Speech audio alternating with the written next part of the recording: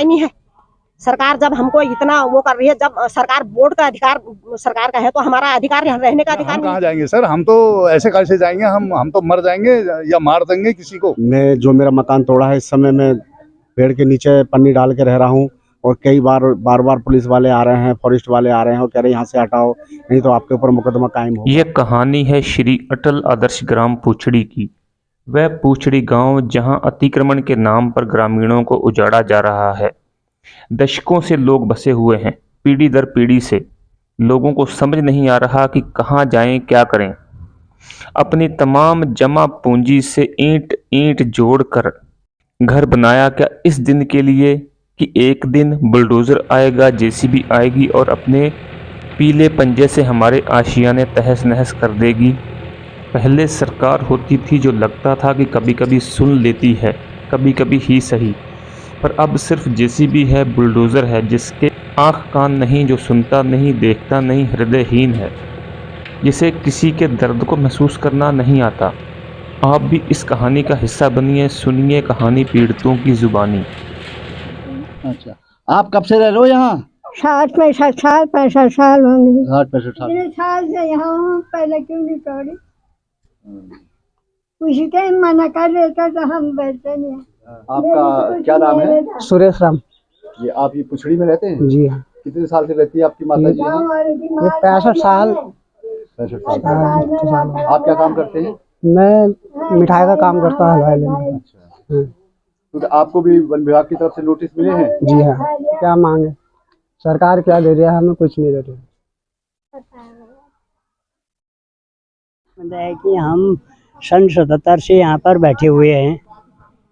One विभाग वाले ने जब से हमने झाड़ी काटी तब से लेकर हमको अभी तक परेशानी करा, पैसे ही कमाया, बुनियाद बनने में पैसा कमाया, मकान बनाने में पैसा कमाया। हमारे मिले हमको जो है सन 77 से अभी तक वन विभाग ने यहाँ पर बसाया है। नहीं तो हमारा नेता था रामलाल विद्यार्थी जी, जिन्होंने हमको बसाया।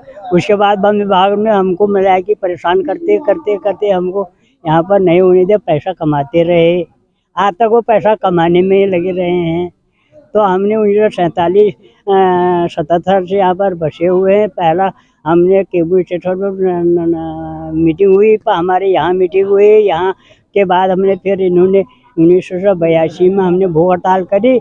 1982 में तो इन्होंने हमारे यहाँ की ज़मीन नाची, सब नाम नूब करके इन्होंने काशीपुर कोर्ट को दिया।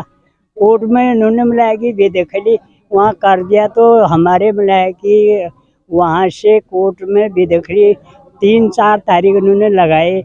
उस मिलाया कि इन्होंने छोटे छोटे 15-20 की एक बैच बनाई जो वहाँ मुकदमा लड़ते रहे। उसके बाद मुकदमा जब वन विभाग ने इसमें पैरवी नहीं करी, उसके बाद तब कोर्ट ने उसको खारिज कर दिया। जो 1977 की लिस्ट मेरे पास है अभी तक। 2007 में इन्होंने मेरे को यहाँ अध्यक्ष बनाया, तब मैंने यहाँ हैंडपम्प लगवाई। पर मैंने हरी रावत जी से कहा कि हमारे 1982 में तुमने भूख हड़ताल तोड़ाई थी, आपने कहा था कि रमदा मेरे को आने दे, मैं यहाँ सब कुछ हो जाऊँगा। मैंने लिखा कि रमदा वो मुख्यमंत्री साहब, आपने ऐसा हमारे साथ वायदा करा था, आज आप आ गए हो, आज हमारे बिजली पानी हो जाना चाहिए। तो उन्होंने बिजली पानी मिलाया कि यहाँ से मेरे पास 16 लिफाफे आए, डांग द्वारा आए सब ना। उन्होंने कहा आज तुम्हारा बिजली और पानी सब हो गया है। तो हमारे वहाँ बिजली और पानी सब हुआ। राशन कार्ड है आप सब लोगों के? हाँ, राशन कार्ड है हमारे पास, सब चीज़ है। मेरा पान सिंह रोतेला। तो यहाँ पर आप कब से हैं? मेरी उम्र 12 साल की थी सर, तब से मैं यहाँ पर रह रहा हूँ।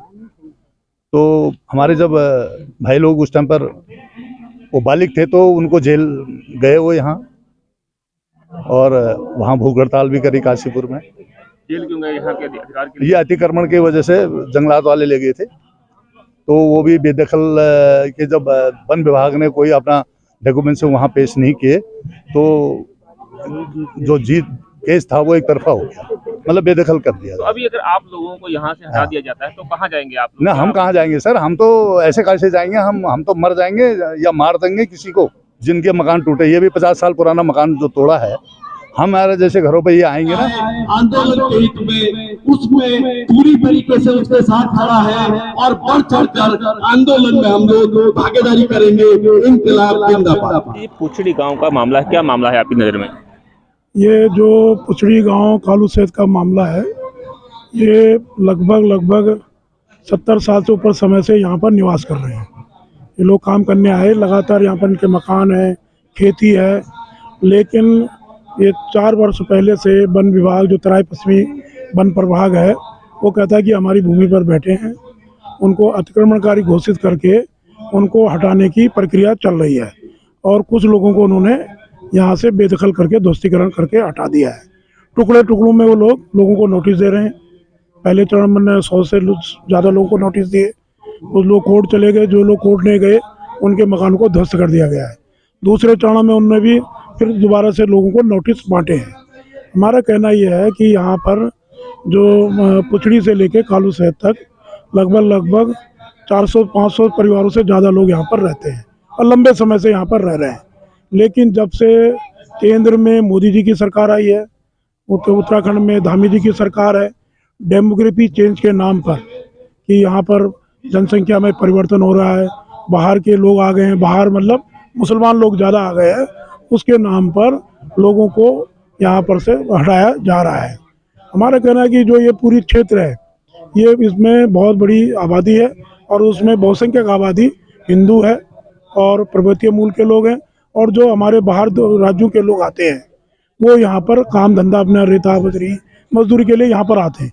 वो लोग यहाँ पर है और ये हमारा सबका संवैधानिक अधिकार भी है कि लोग अपने काम के लिए आते हैं, रहने के लिए आते हैं, कोई भी कहीं जा सकता है, काम खराब है। क्या मांग है? नहीं, हमारी मांग ये है कि ये कार्रवाई की गई है पूरे कानून के खिलाफ की गई है। यहाँ पर वन अधिकार कानून लागू होता है, लोग गए हैं, लोग न्यायालयों में पहले गए हैं, आज से 40 साल पहले उनके पक्ष में फैसला है। अभी भी कुछ लोग हाई कोर्ट गए नोटिसों के खिलाफ, वहाँ से स्टे है, लेकिन उसके बावजूद यहाँ से उनको हटा दिया गया। हम लोगों की मांग है कि रामनगर के अंदर, पूरे देश के अंदर, उत्तराखंड के अंदर हजार गांव बनगांव में रहते हैं। हमारी मांग है कि उनको जो जहाँ पर है उसको वहीं पर मालिकाना हक मिले, और यदि किसी को हटाना बहुत ज़रूरी है, कहीं पर पुल आ रहा है, कहीं विकास की कोई योजना है, उससे पहले उसका पुनर्वास। रामनगर के जो नोटिस आ रखे हैं, इस पे आपका क्या वक्तव्य, क्या कहना चाहेंगे आप? यहाँ पे जो अभी वन विभाग द्वारा नोटिस दिए गए हैं, जब इन्होंने पहले तो 2007 में नोटिस देने के बाद अभी ये दिसंबर 7 तारीख को इन्होंने लोगों के घर तोड़ना शुरू करे। घर तोड़ने के साथ साथ पुलिस प्रशासन ने यहाँ पे महिलाओं पे लाठियां भी बरसाई, उनके सीने में हाथ डाल करके उनके मोबाइल भी इन्होंने निकाले। अगर महिलाओं ने अपनी आवाज़ उठाई तो इन्होंने उनको लेकर किसी को पीरू मदारा चौकी बंद कर दिया और लोगों को इन्होंने यहाँ से काला ढूंगी थाने में ले गए। काला ढूंगी थाने में ले जा करके फिर उन्हें रात के 8 बजे उन्हें छोड़ा गया। तो उसको जो जन आक्रोश महिलाओं के जनता के अंदर है, और उसके बाद भी अभी भी ये नोटिस दे रहे हैं। इनका ये कहना है कि हमने अभी 199 हेक्टेयर और खाली करना है। जिनके घर तोड़ दिए हैं वो एक पन्नी के नीचे रह रहे हैं और उनके लिए बच्चों के लिए खाना नहीं है, उनके बच्चों के लिए दूध नहीं है, उनको काफ़ी परेशानियों का सामना कर पड़ रहा है और नोटिस दे रहे हैं। उसके बाद जब महिलाएं अपने नोटिस का जवाब देने जा रही है तो वन विभाग वहाँ से उनसे कह दे रहा है कि आपके नोटिस आज नहीं लिए जाएंगे, आपको दोबारा नोटिस देंगे। फिर 15 तारीख को इनको नोटिस का जवाब देने जिनको जाना है, फिर उनसे भी वन विभाग यही कह रहे कि नहीं आपको दोबारा। कहीं ना कहीं वन विभाग खुद ही अपने असमंजस में है कि मुझे क्या निर्णय लेना है, और अपना तो असमंजस में जनता को भी परेशान कर रहे हैं और आए दिन उन पर दबाव डाल रहे हैं। जो बेचारे पन्नी ओढ़ करके अपने वहाँ पे रह रहे हैं, उनको आकर के प्रशासन और वन विभाग धमका रहा है कि आप अपना सामान लेकर जाएं, लेकिन वो सामान लेकर कहाँ जाएंगे? उनको 70-75 साल यहाँ पे रहते हुए हो गए। सरकार इतनी नाकामयाब थी तो सरकार ने उनके जन्म प्रमाण पत्र बनाए, क्यों उन्होंने स्थायी प्रमाण पत्र बनाए, क्यों उनके आधार कार्ड? अगर ये लोग अतिक्रमणकारी थे तो सबसे पहले अगर आपको कार्रवाई करनी चाहिए उन पे करें ना, जिन्होंने उनके जाति बनाए, जिन्होंने उनके स्थायी बनाए, जिन्होंने उनके आधार कार्ड बनाए, जिन्होंने उनकी वोटर आइडिया बनाई। लेकिन वो अतिक्रमणकारी कहाँ से? कहीं ना कहीं सरकार अतिक्रमणकारी भी जो लोगों को उठा रही है। यहाँ से नाम धना तिवारी है। तो अभी आपके ऊपर क्या क्या कार्रवाई कर दी फॉरेस्ट डिपार्टमेंट ने? फॉरेस्ट डिपार्टमेंट ने कार्रवाई ये करी कि पहले उन्होंने नोटिस दिए, नोटिस का जवाब देते रहे, हम जवाब लिया उन्होंने, फिर हमने कोर्ट कार्रवाई करी, कोर्ट में केस डाला तो कोर्ट से हमको फिर स्टे मिला। और उसके बाद उन्होंने एकदम 8 तारीख की उन्होंने सुनवाई करी थी कि हम बिहारी तप्पड़ तोड़ेंगे कहा, तो हमसे कोई वो नहीं करा, और मेरी फसल सुबह रविवार का दिन था 7 तारीख की सुबह, 6 तारीख के शाम उन्होंने अलॉटमेंट करा कि 8 तारीख को आएंगे हम, 11 बजे का 8 तारीख का टाइम दे रखा था। तो सुबह 7 तारीख 4 बजे वो मेरे खेत में घुस गए। फसल बो रखी थी मैंने, सारे बुलडोजर लेके वो सीधा खेत में घुसे और फिर बुलडोजर रोकने में गई तो उन्होंने मुझे एकदम पहले पकड़ा जेंट्सों ने पकड़ा और फिर लेडीज आई। 15 जनों ने मुझे ऐठा, मतलब उनके कब्र में 15 जनों के कब्र में मैं नहीं आई।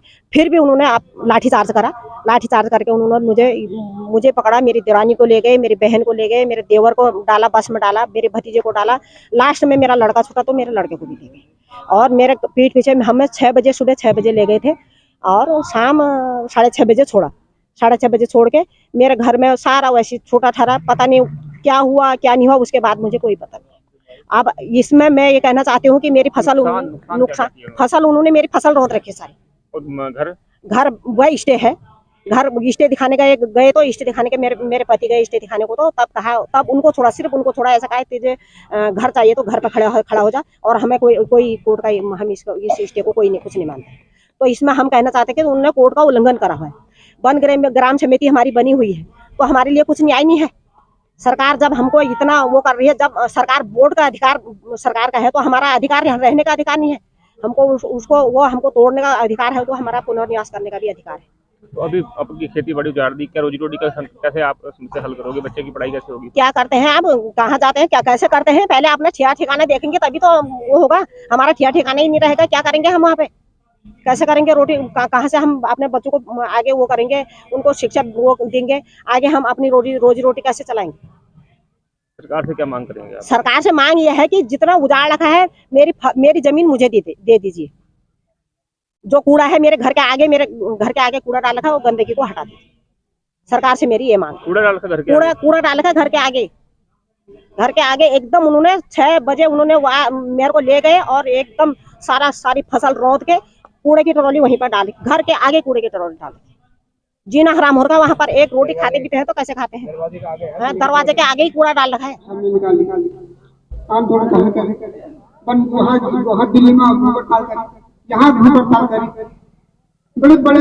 मेरा नाम नरेंद्र सिंह है। और क्या कार्रवाई हुई आपके ऊपर? मेरे ऊपर कार्रवाई क्या हुई है कि मेरा जो मकान था 60 साल पुराना, वो तोड़ दिया गया है। और मैंने बल्कि जब तोड़ने के लिए आए थे सुबह 5 बजे करीब आए, तो ये काम 8 बजे 9 बजे 10 बजे भी कर सकते थे। सोते हुए हम लोगों को उठाया, कुछ पुलिस वालों ने सामान निकाल के फेंका, कुछ बाकी रह गया उसके अंदर। तत्काल में क्या करते और 60 साल से रहने के बाद तोड़ा, तो उसके बाद फिर अभी आप कहाँ रह रहे हैं इस समय? आप मैं जो मेरा मकान तोड़ा है, इस समय मैं पेड़ के नीचे पन्नी डाल के रह रहा हूँ। और कई बार पुलिस वाले आ रहे हैं, फॉरेस्ट वाले आ रहे हैं और कह रहे हैं यहाँ से हटाओ, नहीं तो आपके ऊपर मुकदमा कायम होगा, मुकदमा करा जाएगा। मेरे पास 6-7 जानवर हैं और 2-3 दिन पहले 2 जानवर भी मेरे मर गए हैं। वो मैंने फेसबुक पे भी डाला है और लोगों पे भी मैंने डाला है, उसका कोई रिस्पॉन्स नहीं मिला मेरे को अभी तक। तो आप क्या करेंगे? यहाँ से आपकी झोपड़ी भी उजाड़ देंगे तो क्या करेंगे आप? अब मेरे पास तो ऐसा कोई ठिकाना ही नहीं है रहने के लिए। मैंने एसडीएम साहब से भी कहा है, मैंने डीपी साहब से भी कहा है कि मेरे लिए कहीं ऐसा ठिकाना बता दें या कुछ ऐसा निवास के लिए कुछ जगह ऐसी दे दें जो मैं अपने बच्चों को जाड़ों से बचा लूँ। अभी तक कोई उन्होंने आश्वासन नहीं दिया। मेरे 3 बेटे हैं, 1 बेटी है, वाइफ है, मैं हूँ। बच्चे पढ़ रहे हैं अभी क्या? हाँ, बच्चे पढ़ रहे हैं। मेरा बेटा पढ़ रहा है, 12वीं में पढ़ रहा है, एक हाई स्कूल में पढ़ रहा है, एक 9th में है, एक बेटी सबसे छोटी बेटी है, 5वीं में पढ़ रही है। अब सरकार से मांग यही है, या तो हमें उसी जगह रहने दिया जाए या फिर राजस्व गांव घोषित करा जाए या फिर कहीं पुनर्वास की जगह हमें दी जाए। उत्तराखंड परिवर्तन पार्टी यही अपील करेगी कि यहाँ पर इनको उजाड़ने से पहले इनकी पुनर्वास की व्यवस्था की जाए। कोई नहीं सुनने वाला है, क्योंकि उनको मालूम नहीं है आप वो इंसान है, लेकिन वो आपको इंसान नहीं मानते। और जो भी लोग हमको इंसान नहीं मानते उसके खिलाफ खड़े हैं। और आप ये भी मानिए कि आपको उनको एहसास कराना है कि आप इंसान हैं, इस देश के नागरिक हैं, जमीन आपकी, आप बिल्कुल नहीं हटेंगे। आप सभी से यही कहना चाहूंगी कि हाँ, ये जो हम सभी लोग ये जो लड़ाई लड़ रहे हैं, ये कोई छोटी मोटी लड़ाई नहीं है, बहुत लंबी लड़ाई बनाए रखनी होगी और एकजुट होकर के ये संघर्ष को जो है जारी रखना होगा। रामनगर के आए साथी नहीं लड़ सकते हैं, हम हल्द्वानी से आकर के आपकी लड़ाई को नहीं लड़ सकते हैं, मुनीष कुमार जी आपकी लड़ाई क्यों नहीं लड़ सकते हैं? प्रभात ध्यानी आपकी लड़ाई को नहीं लड़ सकते हैं? आपकी लड़ाई को केवल आपको लड़ना होगा, इस बात को आपको तय कर लेना चाहिए। मैं कहना चाहता हूं कि आप लोग में अगर एकता होगी तो कोई ताकत आपको नहीं उजाड़ सकती है, और अगर आपको एकता नहीं होगी तो धीरे धीरे धीरे करके आप सबको एक दूसरे से उजाड़ दिया जाएगा। अभी आप देखिए हल्द्वानी में बाघ चालक का एक आंदोलन आपने सुना होगा, जो लोग यहाँ के जानकार लोग हैं सब लोगों ने सुना होगा। 100 दिन तक उन्होंने धरना दिया, लगातार 100 दिन तक सरकार ने वहां का सड़क का काम रोक दिया था, पेयजल का काम रोक दिया था, कंस्ट्रक्शन का काम रोक दिया था, सारे काम रोक दिए थे। और वहां कोई हिंदू भी थे और मुसलमान भी थे और हरिजन भी थे, तमाम तरह के लोग वहां मौजूद थे। सबने एकता बनाए रखी और अंततः सरकार को, प्रशासन को झुकना पड़ा और उनकी बात माननी पड़ी। अब वहां पानी का काम शुरू हो रहा है, सड़क का काम शुरू हो रहा है, सब काम शुरू हो गए। हम तो सरकार से ये मांग करना चाहते हैं, पहले तो यहाँ के लोगों को हटाया नहीं जाए, क्योंकि 70-75 साल से लोग यहाँ पे रह रहे हैं। अगर आप इन्हें हटा भी रहे हैं तो इन्हें कहीं ना कहीं जगह देनी चाहिए, इनको पुनर्वासित करो, जो कि यहाँ पे अपना रैन बसेरा कर सके, और ऐसे आप इन लोगों को हटा नहीं सकते।